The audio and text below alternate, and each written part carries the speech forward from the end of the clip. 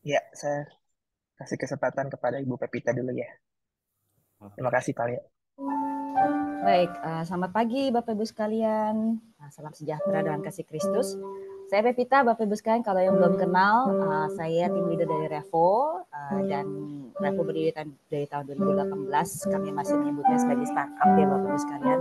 Dan kami juga senang sekali bisa mendapat kesempatan untuk ketemu kawan-kawan dari IFCE. Jadi kita mulai saja. Stephen yang share screen siapa? Kamu atau aku? Oke. Siap. Oke, baik. Jadi Bapak Ibu sekalian, saya akan membuka nanti terusnya yang lebih konten heavy nanti Steven, karena Steven memang ahlinya nanti kalau kita bicara digital ya. Jadi saya akan membuka dulu dan kita akan mulai dengan mengenali peran kita sebagai Christian educators ya. Saya sendiri saya besar di Indonesia, Bapak Ibu sekalian, dan juga setelah di Indonesia saya sekolah di Singapura, kembali di Indonesia itu tahun 2009. Saya bekerja di Google 5 tahun dan kemudian memulai Revo. Jadi latar belakang saya ini sebetulnya pekerjaan saya setelah lulus itu selalu di bidang education, tapi nggak pernah jadi guru, nggak pernah jadi dosen. Saya sempat kerja di BINUS, saya sempat kerja di pas lagi di Google pun waktu itu saya harus ke lembaga-lembaga education untuk mendorong pemanfaatan teknologi, dan sebelum itu pekerjaan pertama saya di training company di mana saya banyak hubungan dengan sekolah-sekolah di Singapura. Jadi dunia saya memang di education. Jadi saya menyebut diri saya sendiri sebagai educator dan saya seorang Kristen dan saya punya 2 anak umur 8 tahun kembar. Jadi saya sebagai parents, educator, dan sebagai seorang Kristen, ya, sebagai juga pemimpin dari Revo. Jadi Bapak Ibu sekalian, boleh next Steven? Kita akan bicara tentang Revo sendiri. Kami juga selalu memanggil diri kami sebagai people builder. Jadi we build people, we build our future. Karena memang fokusnya adalah bagaimana kita membangun kapasitas manusia yang ada di balik pedagogi, di balik mungkin tools, di balik teknologi, karena yang paling penting itu adalah manusianya. Kalau manusianya nggak bisa menggunakan, ya mau secanggih-canggihnya perangkat atau teknologi atau metodologi, ya tidak akan berhasil juga, gitu ya. Next. Kami adalah professional development partnernya Google yang pertama di Indonesia. Jadi kami juga setelah professional development partner, kami bertumbuh dan menjadi reseller partner Google untuk menjual license-nya Google Workspace, kemudian juga Chromebook. Kami juga terus menjadi partner namanya Mobile Guardian. Jadi kalau sekolah yang sudah pakai Google Workspace merasa bahwa sudah sangat familiar, ingin mengontrol device dengan lebih detail lagi, nanti ada Mobile Guardian, dan kami juga baru saja menjadi partnernya resmi dari Canva for Education. Next.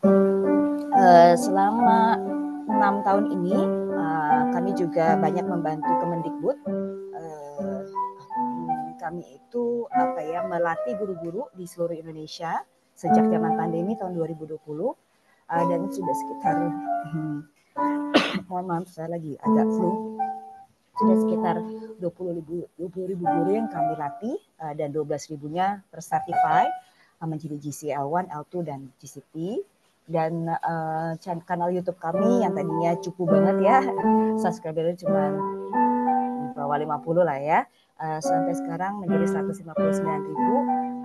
Sebetulnya karena blessing in disguise di zaman pandemi. Jadi waktu itu kami bikin konten yang disupport sama Google dan Kemendikbud, disiarkan ke seluruh Indonesia, ditaruh di platformnya Kemendikbud juga. Namanya Indonesia Edu Webinars. Kemudian kami secara total gitu ya, secara total dampak khususnya dari program kami bersama Kemendikbud itu ada sekitar 200 ribu guru yang sudah kami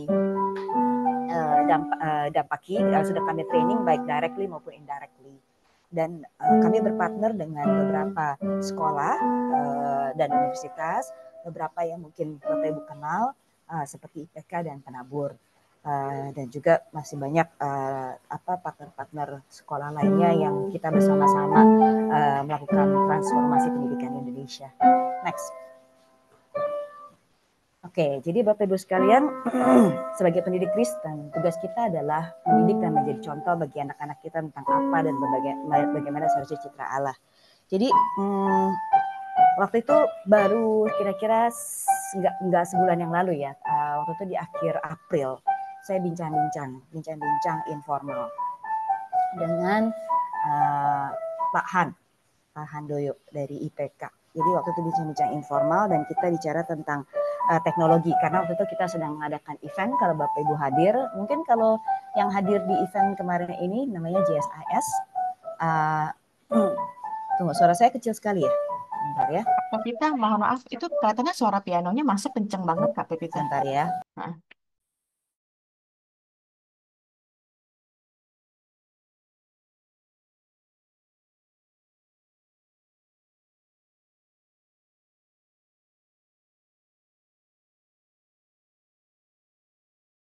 Oke, sudah nggak ada lagi ya.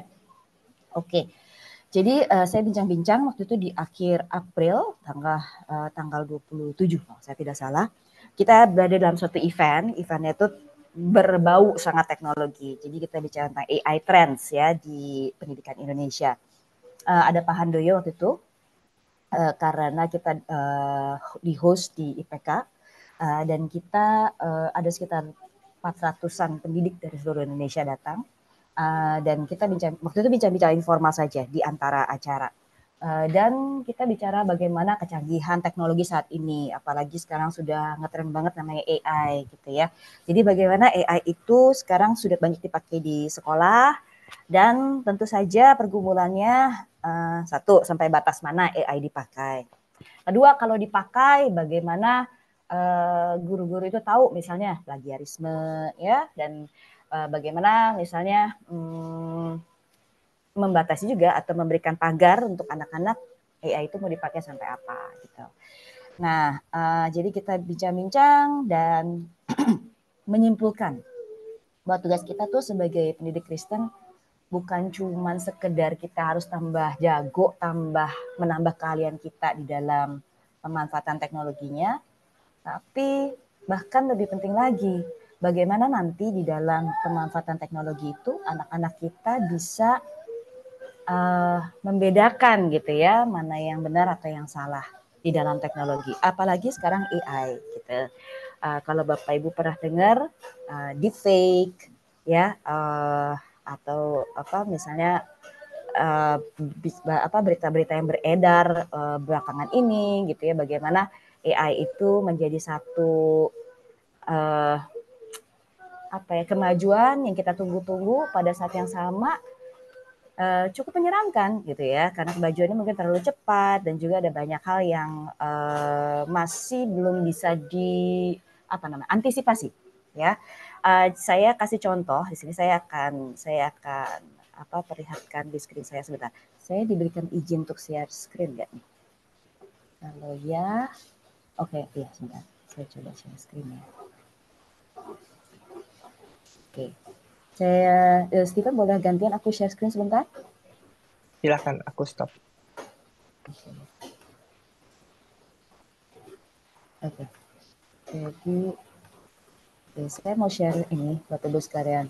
Ini baru saja kemarin. Apakah sudah terlihat screen-nya? Sudah ya? Oke. Jadi ini baru saja terjadi kemarin. Jadi AI, ya kita bicara AI itu keren banget ya ceritanya nih. Bisa memberikan jawaban dan bisa mungkin membantu kita melakukan hal-hal yang kita nggak pernah pikirkan sebelumnya. Tim saya nggak ada yang latar belakangnya programmer, ya, tapi kita bergelut di teknologi, konsultan teknologi. Tapi belakangan ini tiga dari mereka mulai melakukan beberapa kegiatan yang tadinya kita nggak bisa lakukan karena butuh programming. Mereka mulai lakukan menggunakan AI. Jadi mereka tanya AI-nya, saya mau begini, AI kasih tahu saya dong gimana cara bikin code-nya. Jadi 3 orang dari tim saya mulai melakukan hal tersebut. Jadi kita sudah mulai melakukan hal-hal yang kita tuh nggak pernah terpikirkan sebelumnya, menggunakan coding yang diajarin sama AI, ya. Dan selain baik, ya, dia bisa membantu kita melakukan hal beyond apa yang kita bayangkan sebelumnya. AI ternyata juga ya ada ininya juga, ada kafitnya juga ya, ada negatifnya juga. Misalnya kayak kemarin aja beritanya. Jadi ada orang yang bertanya ke Google, gimana ya cara bikin cheese supaya nempel di pizza? Jawabannya pakai lem. Ya, pakai lem. Kenapa begitu? Karena si AI-nya ini kan belajar ya dari input yang dia dapat dari pengguna internet gitu. Pengguna AI, sorry. Khususnya sini AI-nya Google. Ada satu pengguna yang sebetulnya memberikan jawaban ini dari 11 tahun yang lalu ya, 11 years ago, bahwa mungkin dia bercanda gitu. Dia bilang bahwa kamu tambahin lem ke dalam cheese supaya nggak merosot di pizza gitu ya. Jadi teman-teman, AI itu selain baik saat ini, tapi juga menyeramkan. Karena ada banyak hal yang bukan saja baik, tapi juga ngaco dan jelek yang dikeluarkan oleh AI, yang dihasilkan oleh AI. Ini baru satu contoh. Ada contoh lain lagi yang tadi saya diberikan juga sama rekan saya, bahwa ada satu AI juga ketika ditanya, jadi orangnya ini ceritanya dia depresi, dia nanya gitu. Jadi kalau saya depresi itu apa yang bisa saya lakukan? AI-nya tuh memberikan jawaban. Tunggu, saya masih ada nggak ya tadi? AI-nya itu kan memberi jawaban. Oh ya, saya kayaknya mesti share different screen bentar ya. Bentar. Jadi AI-nya itu memberikan jawaban bahwa suruh lompat aja dari jembatan. Ya, jadi AI saat ini, dan saya yakin bukan cuma saat ini, dia akan terus semakin maju, tapi juga mungkin akan semakin menyesatkan. Ya, jadi it's a sword with dengan dua sisi gitu, bisa baik dan bisa juga buruk. Tergantung siapa yang menggunakan. Nah, jadi Steven boleh dilanjut lagi itunya slide-nya. Jadi kita sebagai pendidik Kristen itu bukan hanya sekarang hanya mendidik dan juga mencontohkan bagaimana image of Christ, but at the same time punya tugas yang penting banget gitu. Jadi bagaimana kita sebagai pendidik Kristen itu menanamkan prinsip-prinsip yang sangat penting, biblical principle itu sedini mungkin. Ya, jadi bagaimana supaya nanti anak-anak kita ketika tidak tertahankan lagi mereka masuk ke dunia teknologi, mereka bisa membedakan mana yang benar dan mana yang salah. Regardless si AI-nya jawab apa gitu. Ataupun dia misalnya menggunakan AI, dia tetap bisa membedakan based on the biblical principles yang mereka punya. Nah, slide-nya boleh Bentar, aku ada kendala nih. Oh, sorry ya. Dan Boleh dari Pepi dulu. Oke, aku share ya. Aku share.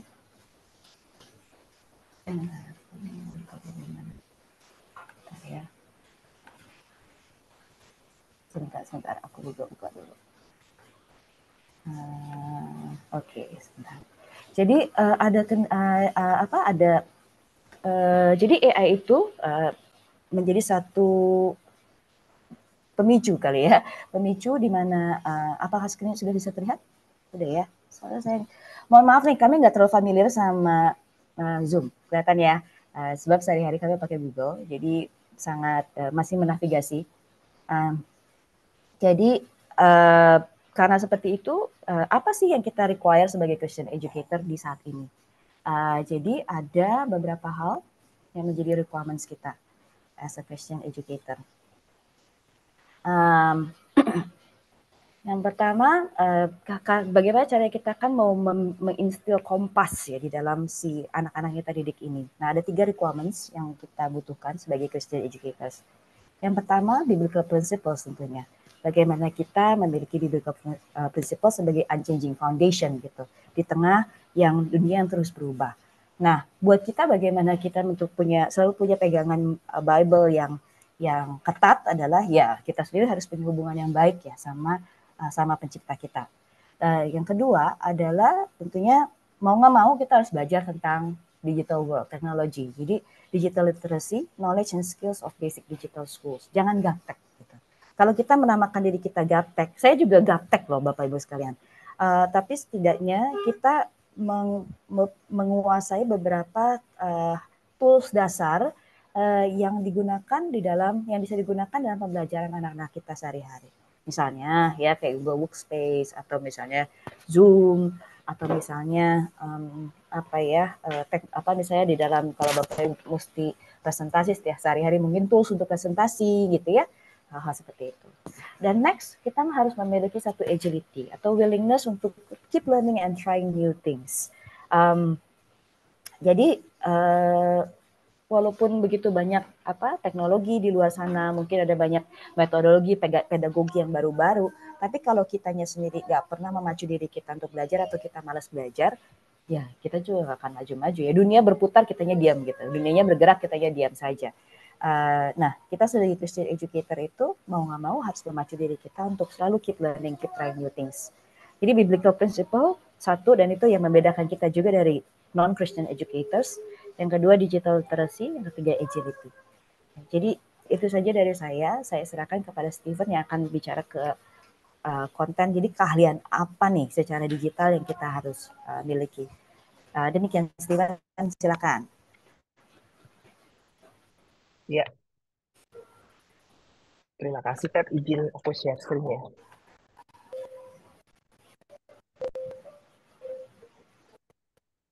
Ini berarti aku stop screen dulu kayaknya. Bentar ya, sekarang mau bisa keluar dari screen ini. Oke. Kelihatan udah layar saya. Ini mungkin Bapak saya Ibu. harus log out dulu, terus kemudian login. Ya, selamat pagi semuanya. Salam kenal, saya Steven. Hari ini saya sebenarnya akan mengelaborasi sebenarnya sih apa aja yang harus kita lakukan sebagai roadmap-nya apa nih sebagai Christian educators yang kita bisa lakukan untuk bisa nerapin 3 hal ini nih. Nah, yang pertama tadi Pepi bilang Bible Principle ya, setuju banget. Dan aku mau kutip satu ayat Bapak Ibu. Ini ayat favorit aku. Mungkin siapa yang pernah dengar boleh angkat tangannya gitu ya. Dan aku rasa ini salah satu ayat favorit pendidik di mana kita diminta untuk yuk kita didik orang muda menurut jalan yang patut baginya. Nah, maka pada masa tuanya ia tidak akan menyimpang daripada jalan itu. Dan aku percaya banget kalau Bapak Ibu mungkin pernah dengar ayat ini ngena banget. Ini artinya apa sih? Ya berarti kita harus kenalin gitu ya. Apa sih yang patut bagi dia zaman sekarang ini gitu ya. Kalau tadi Pepi cerita tentang AI, ya kita juga sebagai guru mungkin juga kenalin siapa sih eh, anak-anak yang kita ajar yang zaman sekarang. Nah, mungkin aku tadi dengar juga cerita bahwa ternyata di sini ada juga yang guru, ada yang pemimpin sekolah. Nah, kita perlu kenal sebenarnya siapa sih yang kita ajar. Nah, sedikit statistik dikit ya Bapak Ibu. Aku nggak tahu nih Bapak Ibu mungkin boleh tulis di chat. Kira-kira yang Bapak Ibu ajar saat ini, boleh nggak tulis di chat? Itu banyakkan apa nih? Gen Z atau post Gen Z? Bapak Ibu boleh tulis di chat nggak? Aku pengen tahu. Karena di sini aku yakin banyak yang ngajarnya tuh beda-beda gitu ya. Ada yang Gen Z sama post Gen Z. Oke. Nah, waduh, ini banyak sekali yang sini saya lihat apa namanya kenal gitu ya dengan anak-anaknya. Dan emang akurat Bapak Ibu, Indonesia ini didominasi oleh Gen Z sama post Gen Z ya. Bener nggak? Setuju ya? Hampir sebagian besar tuh di Gen Z malah ya, gitu ya. Nah, pertanyaan sekarang, ketika Bapak Ibu dengar kata Gen Z, gitu ya, sebagai judul kita ini, apa sih yang terlintas? Satu kata aja boleh nggak Bapak Ibu tulis? Kalau Bapak Ibu ngomong Gen Z itu, apa yang terlintas di pikiran Bapak Ibu? Silahkan, mungkin boleh tulis di chat juga. Kalau ada yang terlintas, kalau kita ngomong Gen Z itu apa sih? Ini kebetulan saya fun fact juga ya Bapak Ibu. Tadi kalau Pepi ngomongin tentang AI, saya tuh juga iseng-iseng cari kata-kata Gen Z di sekarang kan zaman zaman sekarang nggak tahu kalau Bapak Ibu sekarang lihat di viral itu kita ketik apa, aku tulis aja tuh kata-kata yang terlintas. Coba gambarkan Gen Z gitu ya. Terus dia generate picture gambar yang saya lihat itu di sebelah kiri itu tuh kayak gitu gitu loh. Wah, ini banyak yang bilang kompleks, stagnatif, setuju banget gitu ya. Instan, melek teknologi. Oke, punya vocab sendiri. Iya, iya. Dan ini yang kita perlu kenali Bapak Ibu. Dan senang sekali hari ini kita bisa sama-sama duduk sebagai pendidik Kristen. By the way tadi sudah dikenal Pepi ya. Saya juga latar belakangnya ngajar Bapak Ibu dan dulu sempat ngajar Gen Z juga gitu ya. Sekarang saya full time di Revo malah ngajarnya guru-guru. Dan yang paling saya sering pertanyakan ketika udah ngajar Gen Z ini, kalau udah tahu gitu, kalau tadi udah nyebut gitu ya, apa sih yang harus diketahui guru dan apa yang harus kita lakukan gitu ya dengan Gen Z ini. Thank you banget, banyak sekali interaksinya hari ini. Dan mungkin apa namanya, kadang-kadang kita sebagai guru pernah nggak Bapak Ibu ngerasa, aduh ini tuh udah bukan dunia saya gitu ya. Ini tuh bukan dunia saya, bukan tech native, apalagi tech native ya udah kompleks, serba cepat, ini tuh nggak saya banget. Nah, gimana ya cara kita itu bisa ngerti apa saja yang harus kita guru dan gimana? Bapak Ibu, kalau tadi Pepi udah ceritain, wah ada negatif saja juga ya dalam teknologi. Aku pengen ngajak Bapak Ibu yang hari ini hadir untuk bisa pakai AI justru untuk bantuin kita juga. Jadi ada banyak dampak negatifnya. Tapi tentu kita harus kenalin juga, ada juga dampak positifnya yang bantuin kita gitu ya, terutama dalam mengenal Gen Z ini. Nah, aku nggak tahu kalau Bapak Ibu pernah kenal, aku mungkin langsung demo aja ya, Bapak Ibu. Namanya Gemini. Ada yang pernah pakai nggak Bapak Ibu? Chatbot AI-nya dari Google. Kalau ada yang pernah pakai, boleh angkat tangan, Bapak Ibu, raise your hand. Aku mau demo aja langsung di sini, Bapak Ibu. Gemini itu macam mirip kayak ChatGPT, Bapak Ibu. Dia ini banyak bantuin saya terus terang. Kadang-kadang kalau saya juga bingung, aduh ngajarin Gen Z ini gimana sih? Apa yang harus saya lakukan? Saya suka kadang-kadang tuh iseng-iseng ya nanya ke AI gitu ya. Apa saja yang harus diketahui Gen Z gitu ya? Apa sih karakteristik Gen Z yang harus kita ketahui? Nah, kita cek ya Bapak Ibu. Dan ternyata aku nggak bilang ini akurat 100%, namanya AI. Tadi Pepi juga bilang bahwa banyak sekali fraudnya. Tapi at least kita dibantuin oleh AI juga untuk bisa belajar kenal. Tadi satu Pepi bilang, yang kedua juga, kita harus tahu kalau ini AI ini kayak apa. Dan Bapak Ibu ini contohnya aja. Dan ternyata banyak jawaban Bapak Ibu tuh benar gitu ya. Dan yang aku suka di sini, ini yang paling aku pentingkan, implikasinya untuk pengajaran, Bapak Ibu. Implementasinya untuk pengajaran. Apa sih yang harus kita lakukan? Wah, nomor satu memang kalau didengar dari sini memang kita harus harus belajar pakai teknologi gitu ya. Yang kedua kita harus belajar beri kesempatan untuk belajar mandiri, dorong pemikiran kritis, ya, dan banyak hal. Nah, aku sukanya juga ada sumber-sumbernya. Nanti Bapak Ibu boleh coba juga. Ini salah satu chatbot AI-nya dari Google yang saya harus akui nih, Bapak Ibu. Kalau kita udah coba, tadi seperti yang Pevita bilang, apa namanya, kita itu harus tahu bahwa AI chatbot ini tanpa kita ajarin itu anak-anak tuh udah tahu. Tapi namanya juga namanya anak Gen Z tadi, global, digital, mobile ya kan. Dan saya cuma mau bilang bahwa zaman sekarang nih anak-anak kalau ngomongin AI, setuju nggak Bapak Ibu? Siapa yang di kelasnya boleh angkat tangan, siapa yang di sini anak-anaknya tuh udah pakai kayak gini ya, ChatGPT, Gemini. Boleh angkat tangan nggak kira-kira untuk cari jawaban? Yes. Kenapa? Karena anak-anak itu udah kadang-kadang udah nggak perlu diajarin lagi gini ya, bikin apa, disuruh bikin tugas bikin apa, dia pakai AI loh, dia udah pakai Google, bener nggak? Dan mereka kenapa? Karena mereka itu belajar dengan praktek ya, dan udah nggak cuma dengerin lagi, dengerin cuma dikit doang, berapa 12% ya, tapi mereka belajar dengan praktek 51%-nya, cuma dikit ngeliat doang. Nah, kalau kayak gini tantangan kita sebagai pendidik ini yang paling penting menurut saya adalah, ingat Bapak Ibu, just because kids, bukan apa namanya, hanya jika karena anak-anak tahu cara pakai Twitter ya tadi, ChatGPT, Gemini, mereka nggak tahu loh sebenarnya properly how to use technology to enhance their learning. Nah, ini yang saya rasa penting banget untuk, tadi kita masuk ke poin keduanya Pepita adalah, kalau udah kenal siapa kita, siapa anak-anak kita, apa kebutuhan mereka, ya kita punya roadmap yang kedua menurut saya adalah kita harus kuasai digital literacy itu. Nah, mungkin Bapak Ibu nanya, kalau kayak gini, Pak Steven atau Coach Steven, saya sudah dengerin Coach Steven, apa aja sih literasi digital yang perlu dikuasai untuk mengajar Gen Z? Boleh tulis di chat nggak Bapak Ibu? Kira-kira kalau menurut Bapak Ibu tadi udah kelihatan, wah anak-anak itu kayak gitu ya. Kira-kira apa? Boleh tulis di chat nggak? Aku pengen ke sini interaktif. Sebelum saya tanya AI, karena saya tahu banget Bapak Ibu guru pasti kasih jawaban yang justru sebenarnya lebih kontekstual. Bapak Ibu pendidik ini jauh, aku yakin banget sepinter-pinternya AI nggak akan pernah menggantikan Bapak Ibu guru. Setuju nggak?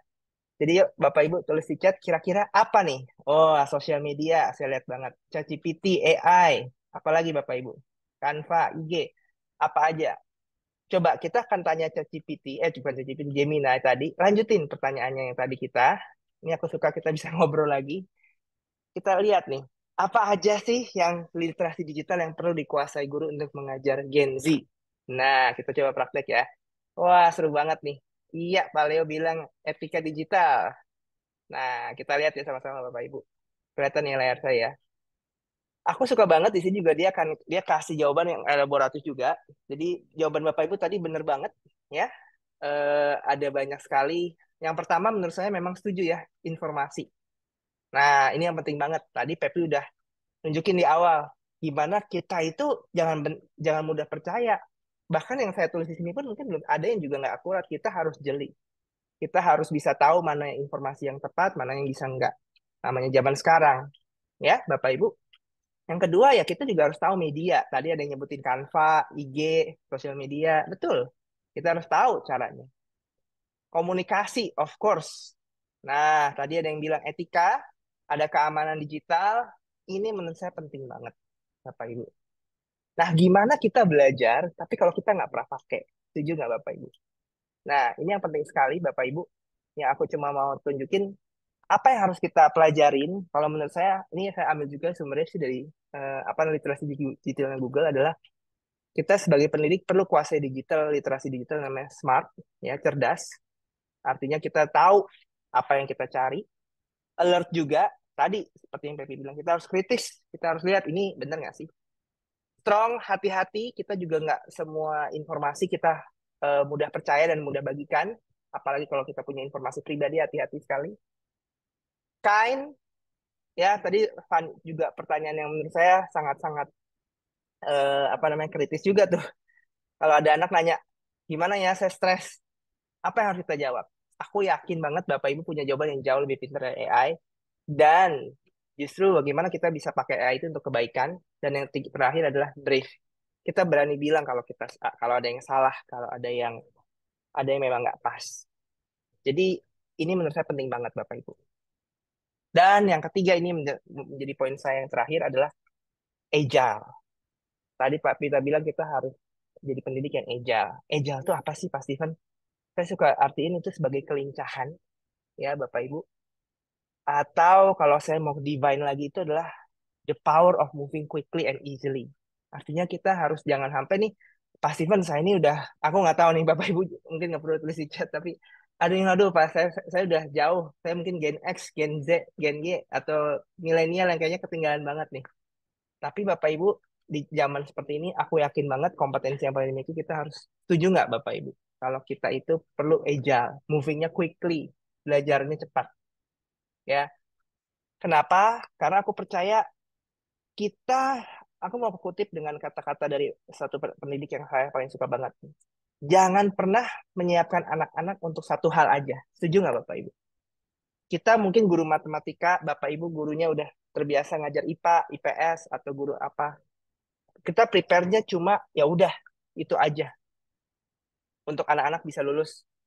Setuju nggak Bapak Ibu? Kalau kita harus siapin anak kita untuk anything. Ya, kalau yang setuju boleh angkat tangan Bapak Ibu. Jangan hanya siapin anak kita hanya dengan ya udah yang udah ada sekarang aja yang udah kita pelajari dari dulu. Kita harus siapin anak-anak kita untuk anything. Nah, anything itu artinya apa sih? Seperti yang tadi saya praktekkan Bapak Ibu. Kayak hari ini saya nyiapin Bapak Ibu tuh nggak cuma belajar ini aja. Apa yang Bapak Ibu lihat hari tentang AI itu cuma hanyalah tip of iceberg, cuma pucuknya aja. Banyak banget hal-hal yang kita bisa lakukan ke depan. Dan zaman sekarang ini, anak-anak kita itu, ini tahun 2000 dari World Economic Forum bilang, kerjaan itu banyak yang mulai muncul yang baru yang paling penting itu adalah data analis, AI, data ya digital, lah.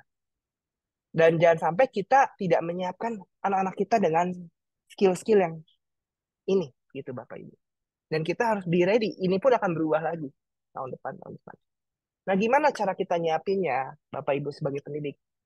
Ya mau nggak mau, aku mungkin kasih contoh yang paling praktikal di tengah zaman sekarang kita pakai AI. Ada yang tahu nggak Bapak Ibu panjangan AI itu apa? Boleh tulis di chat. Ada yang tahu kepanjangan AI? Boleh tulis di chat, Bapak Ibu. Aku pengen dengar, Bapak Ibu. Nggak perlu brainstorming, jangan sampai nanti nggak perlu apa. AI itu apa sih? Dari tadi kita ngomong AI, Artificial Intelligence. Nah, seberapa banyak kita udah pakai AI ini dalam kehidupan kita sehari-hari?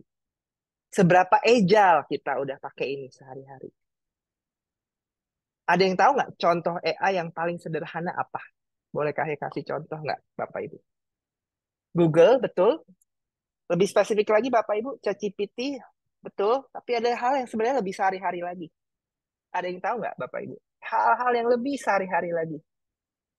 Ya, sebenarnya bukan sesuatu hal yang unik banget, Bapak Ibu. Tapi ini sesuatu yang sebenarnya udah ada. Nah, kebayang nggak AI itu tuh kalau saya suka bilang itu nggak usah jauh-jauh. Di sini angkat tangan yang pakai Shopee, Tokopedia, ada Bapak Ibu yang suka belanja online. Itu tuh AI Bapak Ibu. Dan Bapak Ibu tanpa sadar siapa di sini yang percaya kalau udah apa namanya suka belanja gitu ya, tiba-tiba pas kita udah cari satu barang, tiba-tiba muncul di handphone kita, oh barangnya muncul ya pop up, pernah nggak ngerasa seperti itu? Nah itu sebenarnya AI Bapak Ibu. Dia tuh kayak tahu kita lagi nyari baju, nyari HP, nyari apa, tiba-tiba muncul. Nah itu tuh AI. Nggak usah jauh-jauh juga. Saya contohin Netflix. Ada yang nonton Netflix di sini atau mungkin nonton YouTube deh paling gampang YouTube. Ada. Dan tiba-tiba itu pop up muncul video yang kita suka kemarin. Bener nggak Bapak Ibu? Atau Instagram. Siapa yang pernah ngalamin seperti itu boleh angkat tangan. Nah, hal-hal seperti ini Bapak Ibu sebenarnya tanpa sadar sudah pakai AI. Setuju Bapak Ibu? Tapi pertanyaannya, seberapa agile kita untuk pakai ini dalam pembelajaran, dalam pendidikan? Padahal harusnya tuh AI itu kata penelitian bilang Bapak Ibu, AI itu seharusnya mengubah pendidikan itu paling besar. Tapi entah kenapa beberapa dari kita masih banyak yang tidak memaksimalkannya. Tidak, ya mungkin tidak paham, tidak khawatir gitu ya, takut.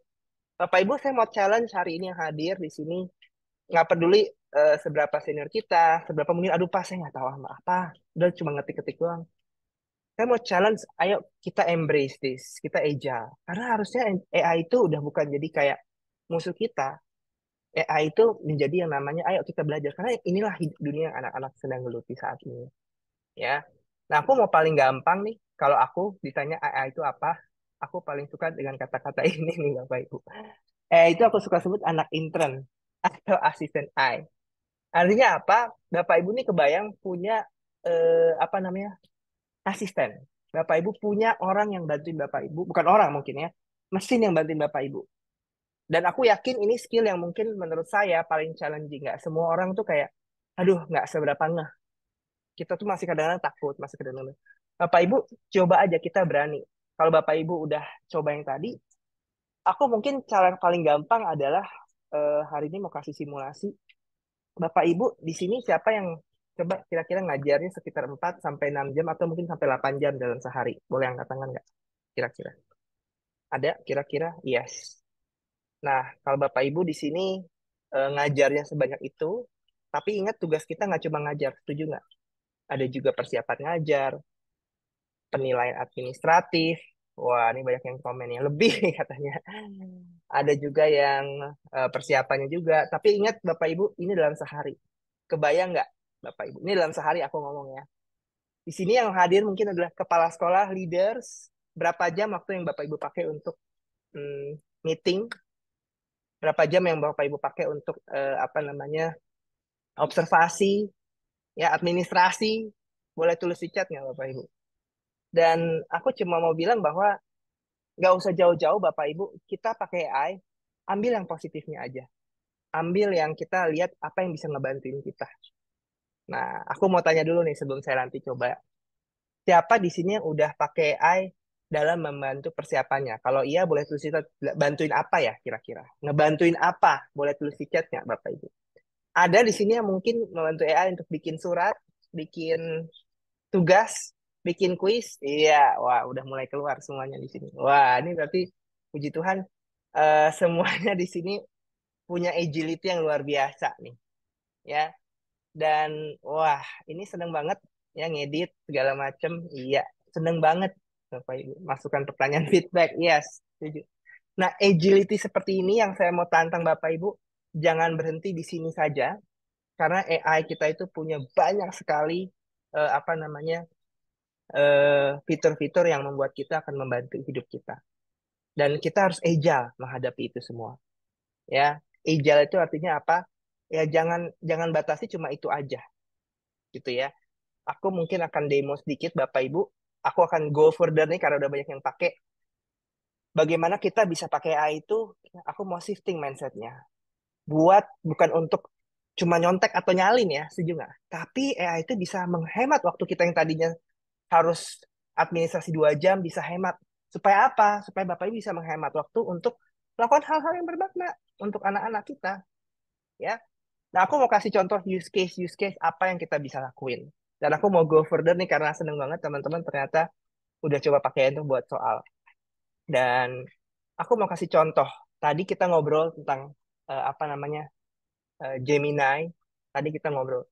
Bapak Ibu, aku mau kasih ide-ide contoh praktis gimana sih kita pakai AI untuk bisa memperkaya pengajaran kita. Justru harus naik. AI itu nggak akan gantiin kita tapi memperkaya. Contohnya apa?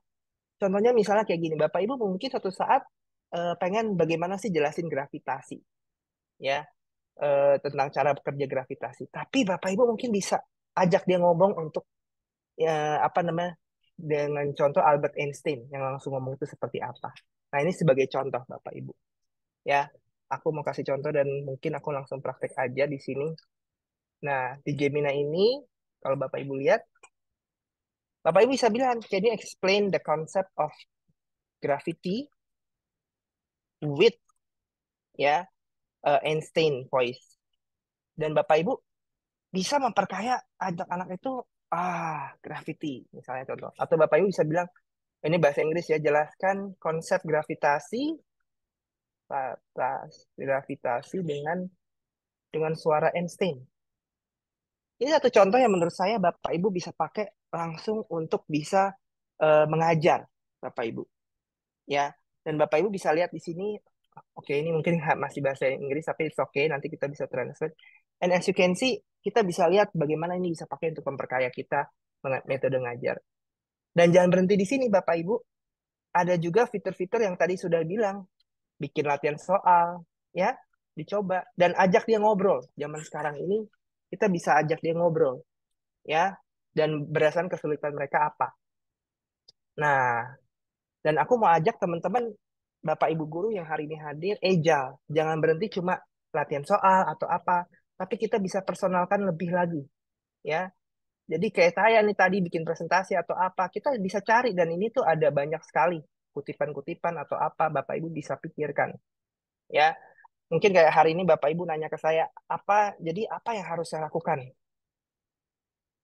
Tuliskan ya 5 hal yang harus saya lakukan sebagai pendidik Ejal di kelas, misalnya Bapak Ibu ngajar matematika. Bapak Ibu coba explore lebih dalam. Dan ini menurut saya butuh waktu, butuh proses. Lihat, buat si Gemini bilang bahwa kita nggak cuma untuk belajar teknologi aja, tapi harus tujuan, bikin kolaborasi atau apa. Dan aku suka banyak sekali sumber-sumbernya, ya. Dan ini menjadi contoh bagaimana AI bisa bantuin kita. Nah, if you want to go further, Bapak Ibu juga aku mau tantang bikin yang kontekstual, Bapak Ibu. Tarik minat siswa. Ya, pernah nggak mikirin gimana cara pakai teknologi ini untuk bikin rencana pelajaran yang lebih kontekstual? Nah, Bapak Ibu, ini yang saya mau tantang Bapak Ibu, coba pikirkan bersama. Ya, misalnya bikin latihan soal algebra atau menjelaskan suatu konsep, tapi saya pengen banget ada kontekstual budayanya. Saya pengen Bapak Ibu kasih cerita apa. Dan Bapak Ibu, ini contoh-contoh bagaimana Bapak Ibu bisa pakai AI untuk memperkaya pembelajaran Bapak Ibu supaya nggak sekedar cuma ya udah ya. Sekarang ini contoh di Google Docs Bapak Ibu. Aku mau kasih contoh sedikit ya di Google Docs. Aku kebetulan pakai AI ini udah banyak sekali ngebantu saya sebagai seorang trainer ya. Nah mungkin Bapak Ibu aku juga mau tantang. Ayo kita coba cari cara supaya kita bisa pakai AI untuk lebih produktif lagi. Nah di Google Docs tuh kalau Bapak Ibu tahu juga ada fitur barunya ya, dan namanya di Gemini Education, di mana kita nanti kalau mau bikin apa namanya dokumen, latihan soal atau apa bisa langsung di dokumennya. Misalnya create a lesson plan for grade 8 kids who want to learn algebra in, I don't know, in modern and in Gen Z style misalnya. Ya, kita bisa pakai ini untuk bisa generate RPP kita. Tapi ya memang sekali lagi AI itu jangan sampai kita pakai untuk ya udah didiemin aja. Nah, ini contoh nih gimana caranya bisa pakai. Nah, ya apa aja nih? Ya diferensiasinya seperti apa? Dan kalau kita nggak suka, kita juga bisa elaborate, kita bisa panjangin. Dan ini yang saya mau tantang teman-teman guru, jangan mentah-mentah terima hasil AI. Ya, apapun itu kita harus kritis. Kok ini kayaknya nggak oke ya, Pak Steven ya? Apa yang kita bisa lakukan nih? Eh, apa namanya supaya ini bisa semakin di-refine, ya? Make it foam misalnya dalam hal ini. Apa namanya? Make it like kayak foam gitu dari sini. Bahkan kita bisa sekreatif itu. Dan aku mau tantang Bapak Ibu, kita pakai AI itu lihat ya bagaimana dia bisa bikin puisi ya dengan menggunakan eh, linear algebra. Nah, ini contoh banget. Dan aku mau tantang Bapak Ibu yang udah pakai AI sehari-hari itu, yuk kita pakai ini, jangan sampai berhenti di cuma puas dengan hasilnya. Kita terus pakai. Dan aku tahu ini butuh latihan. Kenapa? Karena untuk kita nulis prompt ini aja, setuju nggak Bapak Ibu guru? Apa namanya? Ini tuh hal yang sulit, Bapak Ibu. Sebentar, aku mungkin akan share yang di sini. Nggak kelihatan layar aku di sini. Oke. Nah, ini contohnya di Google Doc. Aku mau coba ulang lagi di sini. Jadi, Bapak Ibu bisa tantang ya apa namanya bagaimana kita bisa mengenerate lesson plan misalnya help me write kalau kita lihat di sini create algebra for grade 8 student with Gen algebra lesson plan Gen Z learning style ini yang tadi saya bilang sorry tadi layarnya nggak ke screen. Nah ini contohnya Bapak Ibu gimana bisa pakai dan ini saya minta jangan sampai berhenti di sini aja ya. Nah ini contohnya Bapak Ibu. Di setiap ada AI, Bapak Ibu bisa pakai ini untuk apa namanya? Bisa elaborate, tanya, buat ini jadi poem dong, buat ini jadi puisi atau jadi pantun atau apa. Kreasikan. Ya, jangan sampai kita berhenti di sekedar ya udah terima hasil jadinya tuh lihat dia langsung bikinin puisinya. Gitu Bapak Ibu ya, kelihatan ya. Em, dan kalau Bapak Ibu bilang saya mau summarize, Bapak. Dan ini skill yang menurut saya educator harus miliki zaman sekarang. Ya, jangan puas dengan apanya namanya teknologi sudah sekali selesai gitu. Enggak. Tapi kita harus terus refine, refine, refine. Supaya apa? Supaya kita bisa apa namanya? eh bisa lebih kreatif lagi Bapak Ibu dalam berkarya. Ya, jangan puas dalam apapun itu.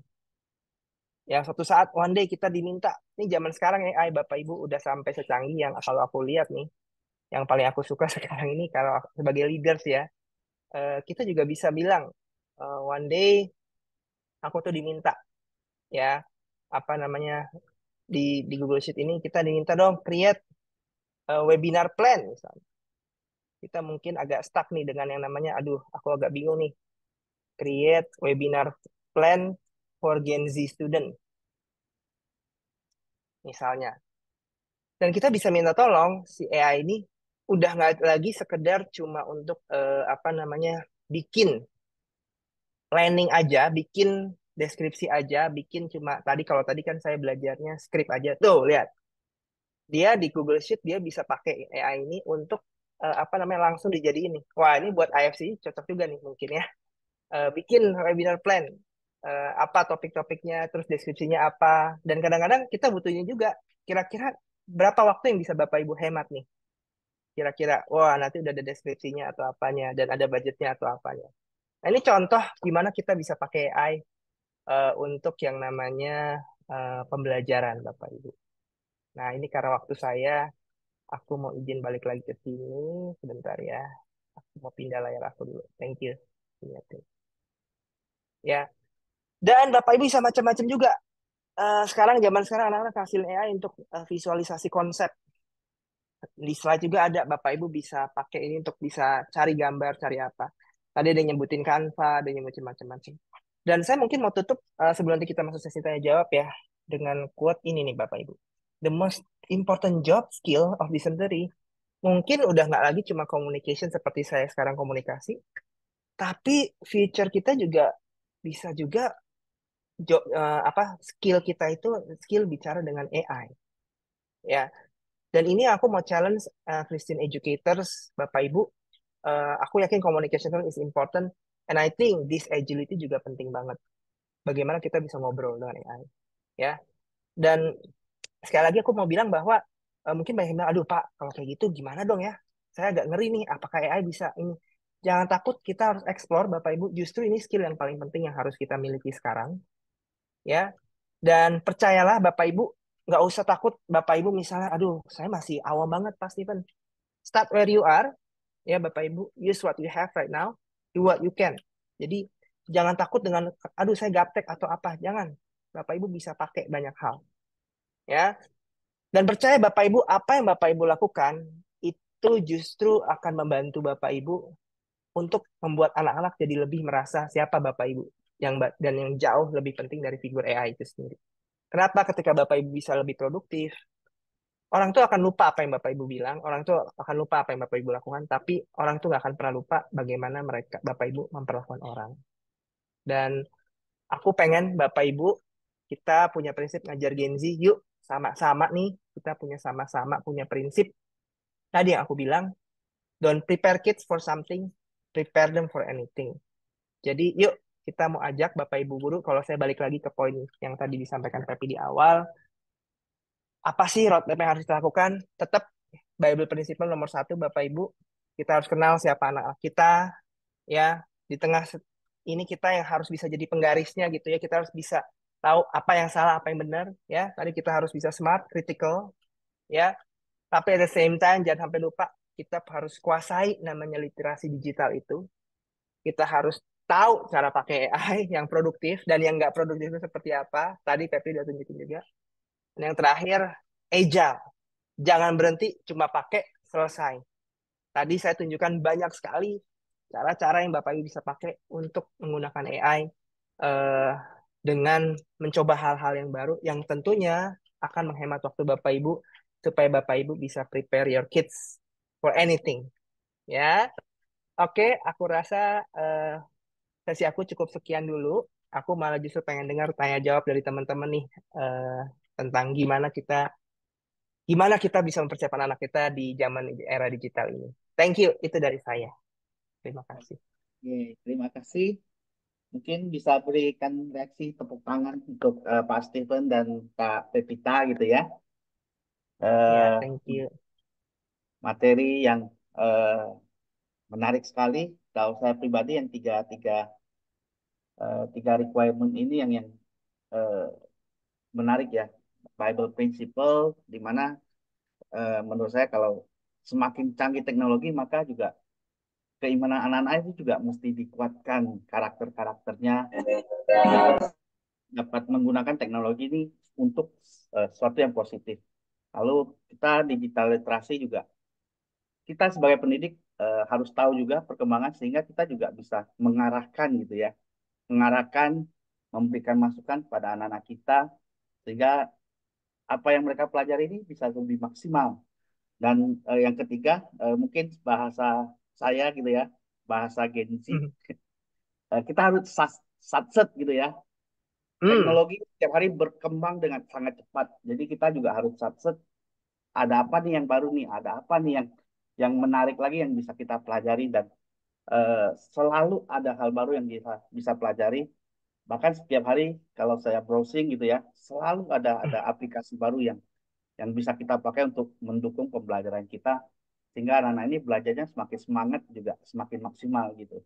Nah, mungkin ada pertanyaan Kak Steven dan atau Kak Pepita juga mungkin dari Kak Fani. Dari ada hasil jawaban Gemini gitu ya. Jika prompt dalam bahasa Inggris atau bahasa Indonesia, apakah kualitasnya sama?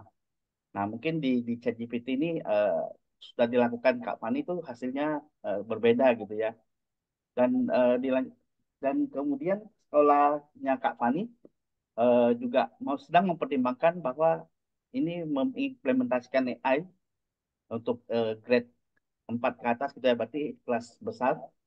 untuk menggunakan AI dalam pembelajarannya. Nah, mungkin dari Kak Steven ada pertimbangan atau saran-saran apa aja nih untuk Kak Fani. Silakan Kak. Ya, izin aku dulu, nanti mungkin Pepita mau menambahkan juga ya, untuk hasil jawaban dari Gemini bahasa Inggris atau bahasa Indonesia. Saya cuma bilang Bapak Ibu, kalau menurut saya nih, kalau ditanya apakah hasil bahasa Inggris dan bahasa Indonesia itu berbeda, pasti berbeda ya. Kalau tadi Bapak Ibu tahu, AI itu prinsipnya kan dia adalah banyak, semua yang dia dapat itu adalah banyak inputnya, banyak yang menginput. Jadi seberapa banyak informasinya. Nah, jadi kalau ditanya nih, data-data yang paling banyak itu kan yang available, widely available itu bahasa Inggris. Pastinya kualitasnya berbeda dengan bahasa Indonesia mungkin secara digitally available tuh sedikit kadang-kadang. Cuma aku mau tantang Bu Fani, nggak usah khawatir. Sebenarnya kalau saya sih ditanya bagaimana sih supaya hasilnya lebih maksimal, Bu, kita harus belajar bikin prompt. Ya, jadi artinya banyak dari kita cuma membatasi karena oke ini bahasa Inggris sudah bahasa Indonesia mungkin dikit. Tapi sebenarnya bahkan menurut saya nih bukan karena bahasa Indonesianya kalau saya mau balikin, tapi seberapa bagus promnya, Bu. Jadi ketika kita nulis apapun prom ini dibuat lebih spesifik, semakin spesifik.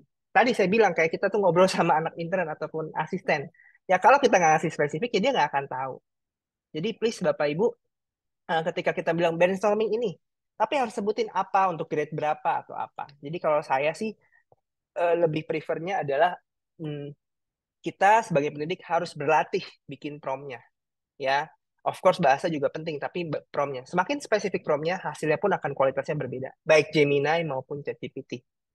Dan mungkin pertanyaan kedua, aku mau kasih ke Pepi kali ya, untuk anak-anak pakai grade AI untuk grade up, grade 4 up tuh. Silahkan Pepita. Mungkin ada pertimbangan Hmm. nggak? Kalau dari saya pertimbangannya adalah apakah guru-gurunya sendiri juga siap, gitu aja sih. Mau dipakai dari grade manapun, guru-gurunya siap nggak? Karena biasanya kan kalau sepengetahuan saya juga ya, kalau semakin early years biasanya secara teknologi juga biasanya nih guru-gurunya belum terlalu siap ya. Jadi yang harus dipertimbangkan guru-gurunya siap nggak? Karena begitu kita allow anak-anak pakai AI, siap-siap mereka akan menemukan seperti buka Pandora box ya. Mereka akan mendapatkan jawaban yang mungkin kita nggak bisa antisipasi sebelumnya. Jadi, tapi kalau guru-gurunya sendiri familiar dan mereka juga siap, mereka sendiri juga sering pakai AI. Ketika misalnya anak-anak menggunakan AI, nanti mereka bisa memberikan apa ya guidance kira-kira apa yang harus dilihat, kemudian bagaimana promnya supaya hasilnya itu sesuai dengan pembelajaran. Jadi pertanyaannya guru-gurunya siap apa enggak? Itu aja. Ya, mungkin itu. Izin mungkin follow up pertanyaannya Bu Fani tadi ya. Konfirmasi, jadi dia bukan cari input dalam bahasa Inggris lalu diterjemahkan ke bahasa Indonesia. Malah kalau saya bilang Bu Fani, ini lebih tepatnya tergantung promnya kita ya Bu Fani. Jadi kalau promnya kita itu tuh memang ada datanya tuh hanya untuk bahasa Indonesia, misalnya tolong carikan saya apa-apa-apa gitu ya. Hmm, apa namanya, dan memang widely available datanya itu yang udah dilatih, dia kan dilatih ya, itu yang sekali lagi malah menurut saya itu promnya yang paling penting gitu. Jadi kalau terjemahannya bisa jadi berbeda gitu ya, kadang-kadang berbeda. Dan ini saya cuma mau tantang buat Bu Fani dan teman-teman, apa namanya, ketika mencari Gemini apapun itu gitu ya, misalnya contoh eh, recommend me misalnya seperti ini pakai bahasa Inggris tapi setiap jawaban dari Gemini ataupun ChatGPT, aku sih sukanya kalau Gemini itu dia nanti bisa kasih apa namanya, banyak variasi jawaban. Dan kalau kita nggak puas, jangan berhenti di satu. Ya, tadi saya bilang kita itu punya kesempatan untuk cari draft yang lain.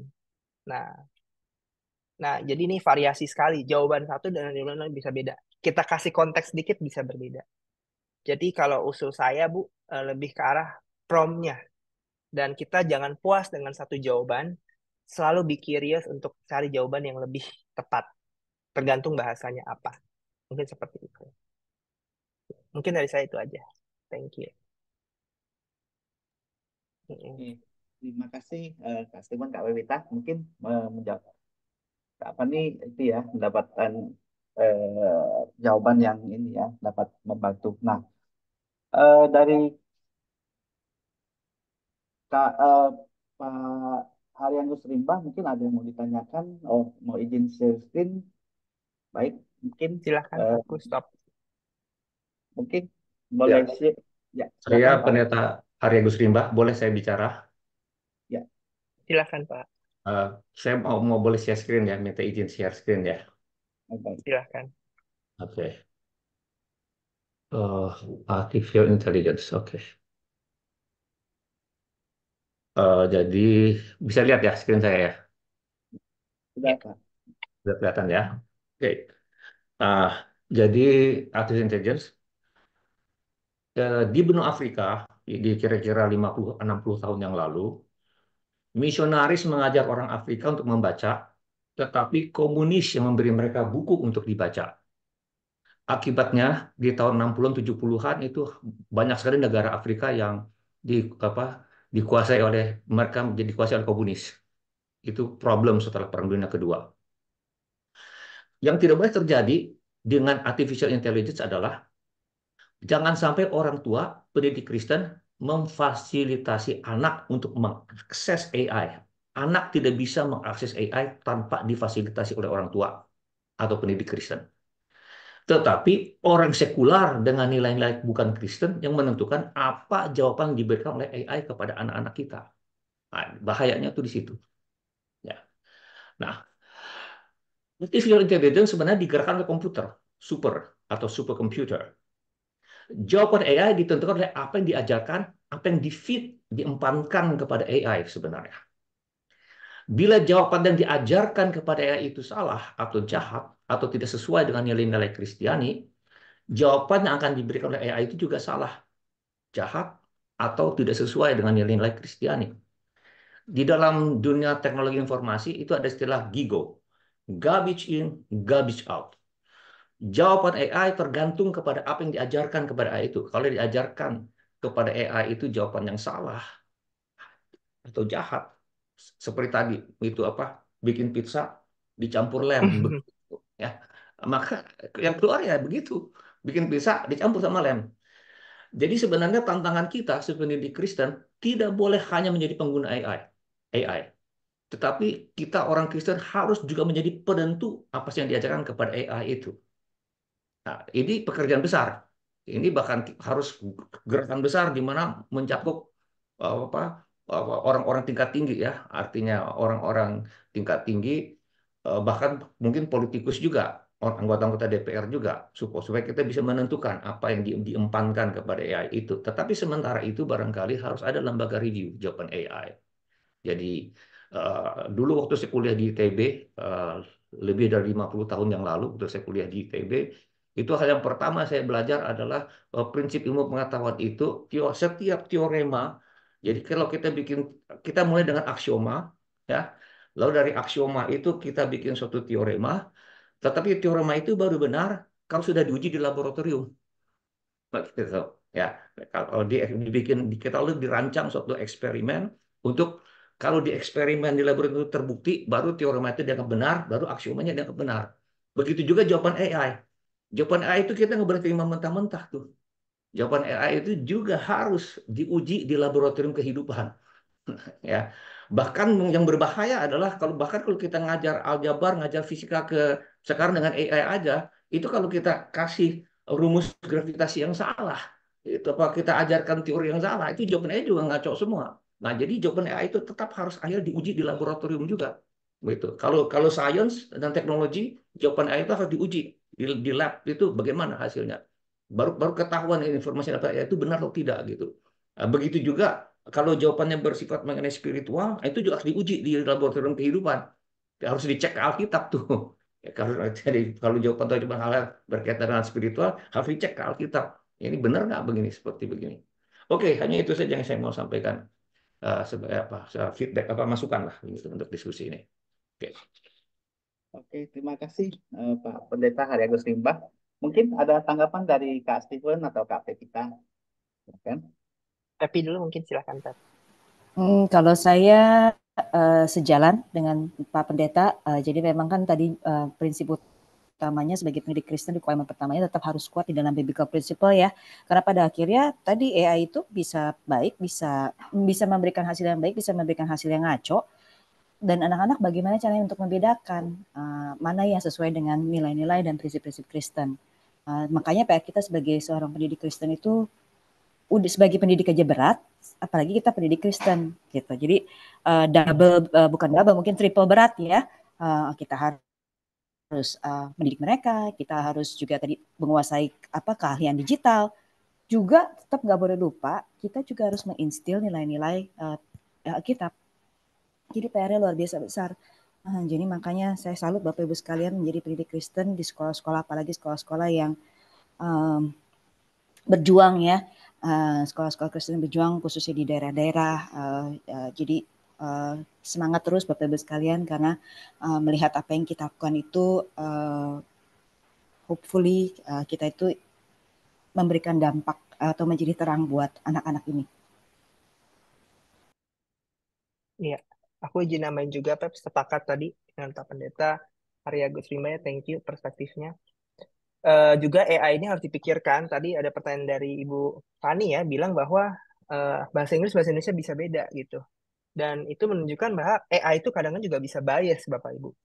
Artinya tadi seperti Pak Pendeta juga bilang, ini dia mungkin bisa ngajarin dengan perspektif karena dia dilatih, namanya ini dilatih. Jawaban dari data-data yang ada disebar. Jadi kita pun kalau anak-anak pakai AI harus hati-hati banget karena semua jawabannya itu sangat-sangat apa namanya bisa bias dengan perspektifnya Barat, perspektif Indonesia dan itu pun juga benar-benar jadi tadi makanya saya bilang kita tuh harus agile, jangan sampai kita mentah-mentah terima. Ini pendidik apalagi anak-anak yang lebih mereka mungkin pakai tapi mereka nggak tahu loh. Nah ini yang menurut saya ayo Bapak Ibu pendidik kita coba pelajari dan pakai. Thank you. Mungkin saya juga tambahkan ya, tadi kan kalau kita bicara ada tentang menjadi penentu di dalam hasilnya AI ya. Karena si AI ini kan belajar dari input yang mereka terima. Mungkin yang PR juga kita sebagai orang Kristen, pendidik Kristen ya, adalah bagaimana kita sering-sering menggunakan AI. Kita nggak boleh telan bulat-bulat, tapi kita memberikan input. Nah, input kita itu akan menjadi pembelajaran si AI. Jadi hopefully ketika begitu banyak input, hopefully ya lebih banyak input dari orang pendidik dan Kristen atau lebih banyak input dari yang Kristen, moga-moga yang keluar nanti dari hasil AI-nya itu hasil yang baik gitu, yang lebih baik. Jadi itu juga satu mungkin yang harus kita ingat bahwa yang menentukan isinya AI, menentukan inputnya itu sebenarnya kita juga sebagai user gitu. Jadi apakah ketika kita memberikan input kepada AI, kita juga bilang kalau misalnya hasilnya salah kayak tadi ya, cheese pakai lem gitu. Kita kalau saya nggak salah, ya Steven bisa kasih feedback kan ya itu hasilnya salah kalau nggak salah. Jadi nanti secara AI-nya akan belajar lagi. Oh itu salah. Nah kita masukin input yang benarnya. Jadi kita sebagai user adalah penentu isinya AI atau apa yang akan dihasilkan AI. Jadi mungkin kita sebagai orang Kristen sering-seringlah pakai AI supaya kita bisa kasih input yang baik. Jadi content creator kali ya harus harus FFCI harus bikin kegiatan yang bagaimana kita bisa mengencourage lebih banyak content creator yang dari orang Kristen gitu yang membaca nilai. Ya. Oke, Pakat. terima kasih seru sekali ya Bapak Ibu melihat perkembangan teknologi sekarang ini. Tapi apa daya waktu yang mungkin membatasi kita gitu ya. Sebenarnya ada pertanyaan lagi dari Mr. Pras itu, tapi udah beberapa udah dibantu jawab oleh Kak Riki dan Bu Fani. Dan mungkin nanti ini kami akan simpan dan nanti mungkin tanyakan dan bisa jawab nanti jawabannya kami akan coba kirimkan ke grup WA gitu ya. Nah mungkin Kak Steven dan Kak Pevita mungkin bisa memberikan closing statement dari apa yang sudah dipaparkan hari ini sehingga bisa menjadi awal gitu ya. Kami juga mendapatkan beberapa tantangan dari Kak Steven yang mungkin jadi PR kami untuk kedepannya seperti itu. Silakan Kak Steven dan Kak Pevita. Pevita dulu silakan. Kalau saya, Bapak Ibu jangan takut dengan perubahan, jangan takut jangan takut dengan teknologi yang baru-baru. Justru kita sebagai pendidik Kristen harus yang duluan nyoba. Karena kita mau nggak pakai atau pakai, anak-anak kita itu pakai duluan. Jadi jangan takut untuk mencoba sesuatu yang baru. Jangan, aduh ntar hasilnya jelek atau aku sendiri nggak bisa pakai. Kalau kita nggak pernah coba, kita kan nggak pernah belajar. Ya, jadi jangan takut, especially sama teknologi yang baru, coba aja. Coba aja. Saya juga sebagai orang tua, ya anak-anak saya umur 8, saya masih belum kasih mereka pakai gadget Bapak Ibu saya. Tapi boleh screen time. Jadi saya juga sering mengingatkan diri saya sendiri yang gaptek ini untuk coba hal yang baru. Ya, jadi karena itu bekal saya sebagai orang tua mendidik mereka secara orang tua dan pendidik Kristen, bagaimana nanti mereka menggunakan teknologi. Ya, kalau kita nggak familiar, kita nggak akan bisa ngajarin anak kita. Itu aja pesan saya. Silahkan Kak Steven. Iya, kalau saya Bapak Ibu, AI ini kalau saya ingat dulu zamannya itu, kalau Bapak Ibu masih ingat, pertama kali munculnya Google Search ya. Ketika dulu Google Search muncul pertama kali, waduh semua orang pada takut ya. Karena, wah sekarang anak-anak bisa nyontek dong di Google Search, Wikipedia, ya kan? Sekarang gampang banget gitu mencapai informasi. Nah, sekarang adanya AI, manusia juga mirip, ya. Tapi malah lebih dahsyat lagi karena ini kita nggak bisa deteksi kadang-kadang, nggak bisa dicek segala macam. Dan mungkin closing statement menurut saya adalah, Bapak Ibu, kita harus siap sebagai pendidik Kristen dengan apa namanya, banyak hal yang mungkin akan lebih cepat dari kita, apalagi Gen Z ini cepat banget. Jadi, yuk kita persiapin diri kita untuk sesuatu yang mungkin kita nggak tahu apa yang terjadi. Jadi, aku mau kasih pesan Bapak Ibu, percaya saya ya, nggak akan pernah menggantikan Bapak Ibu. Google Search nggak akan pernah menggantikan Bapak Ibu. Yang terpenting, bagaimana Bapak Ibu bisa pakai AI itu di tangan Bapak Ibu yang pendidik Kristen yang benar lah. Justru AI ini justru akan banyak berdampak untuk Bapak Ibu bisa hemat waktu dan tentunya bisa mengajarkan anak-anak berpikir lebih kritis. Mungkin itu saja dari saya. Thank you. Terima kasih Kak Steven, Kak Pevita. Mungkin boleh Hmm. kasih reaksi kepada dua narasumber kita hari ini. Dan berikutnya akan ada pengumuman dari eh, Pak Ayub gitu ya. Kak Ayub Ya, mungkin baik. tentang akan ada event apa lagi nih Kak Ayub sih ke depannya. Silakan Kak Ayub. Ya, baik. Terima kasih sekali lagi untuk Pak Pepita dan juga Kak Stephen yang sudah memperlengkapi kita. Nah, teman-teman, ini ada informasi penting bahwa di bulan Mei ini kita ada FCD ya, yaitu Student Oriented Development Through Professional eh, Learning Community. Jadi bagaimana kita melakukan pengembangan yang berorientasi siswa melalui komunitas belajar yang akan dilayani oleh Ibu Yosimudo ya, Direktur dari Sekolah Kristen Kalam Kudus Dumai. Jangan lupa catat tanggalnya 5 dan 6 Juni 2024 pukul 18.30 sampai pukul 20 ya, catat dan silahkan mendaftar, hubungi admin kami. Nah, Bapak Ibu juga bisa mengikuti semua kegiatan FCI melalui link YouTube maupun Instagram kami dan juga admin kami di 0857 8148 8330. Baik, Bapak Ibu, terima kasih. Saya kembalikan ke Pak Leo. Ya, terima kasih Pak Ayub. Jadi rekan-rekan nanti mungkin sudah mencatat waktunya gitu ya, kan ada FGD di awal Juni nanti. Dan pastinya nanti dari admin juga akan mengirimkan informasi ini ke WA group member kita dan eh, kiranya apa yang kita belajar atau kita dapatkan hari ini dari sharingnya Kak Pevita dan Kak Santo ini boleh menjadi satu insight atau satu ilmu baru lagi buat kita untuk sebagai pendidik Kristen boleh ini ya memperlengkapi anak-anak kita menghadapi perkembangan teknologi yang sangat cepat dan tidak menentu gitu ya. Apapun mungkin kita bisa cari apa saja di internet ini, tapi anak-anak kita boleh menggunakan internet atau teknologi ini dengan positif dan tentunya membantu banyak orang. Dan sebelum kita menutup acara hari ini dengan doa, makin kita boleh foto bersama sebagai dokumentasi. Silakan Kak Riki boleh bantu Ya, untuk selamat presentasinya. pagi teman-teman. Boleh, kalau nggak keberatan, boleh open kamera, kita akan foto bersama. Ada 2 slide, jadi saya tidak tahu di mana slide-nya. Sebentar. Kita akan foto dulu. 1, 2, 3. Oke. Slide selanjutnya ya. 1, 2, 3. Oke, terima kasih. Saya Terima serahkan. kasih Kak Riki. Dan untuk menutup dengan acara ini dengan doa, kita minta dengan hormat Kak Irma boleh bantuin kita untuk doa penutup. Baik, mari Bapak Ibu semua kita satu dalam doa. Tuhan, kami mengucap syukur kalau hari ini Tuhan kami boleh belajar tentang AI, tentang digital literasi Tuhan, dari Ibu Pepita, juga dari Pak Stephen ya Tuhan. Terima kasih Tuhan juga untuk komunitas IFCI ini Tuhan Yesus. Kiranya Kau yang berkati komunitas ini, dan sekarang Tuhan kami mau melanjutkan aktivitas kami masing-masing. Biarlah Kau juga yang berkati kami sampai sepanjang hari ini Tuhan. Terima kasih dalam nama Yesus kami berdoa dan mengucap syukur. Amin.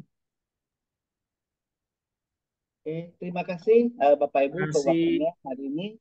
Kita ketemu lagi di webinar bulan depan dan juga mungkin di FGD. Nanti silakan bisa mendaftarkan Bapak Ibu bisa mendaftarkan di WA Group mungkin langsung dengan admin sehingga kita bisa belajar bersama lagi. Terima kasih juga untuk Kak Pepita, Kak Steven. Terus berbagi gitu ya. Saya sendiri bisa belajar banyak tentang teknologi juga. Awalnya dari Kak Steven juga waktu pelatihan Google. Jadi menggali lebih banyak lagi. Ya, terima kasih banyak Bapak Ibu. Terima kasih. Sampai Kasih jumpa Kak lagi. Pevita, Ya, makasih Kak bye. Stephen. Terima kasih Thank atas you. kesempatannya rekan-rekan FCI, Kak Leo. Terima kasih Kak Terima Pepita, kasih Kak Stephen. Kak. Sama saya izin live ya. Sukses Terima ya. kasih siang. Mungkin Ya. sekali waktu bisa ini Pak Kak Stephen ya.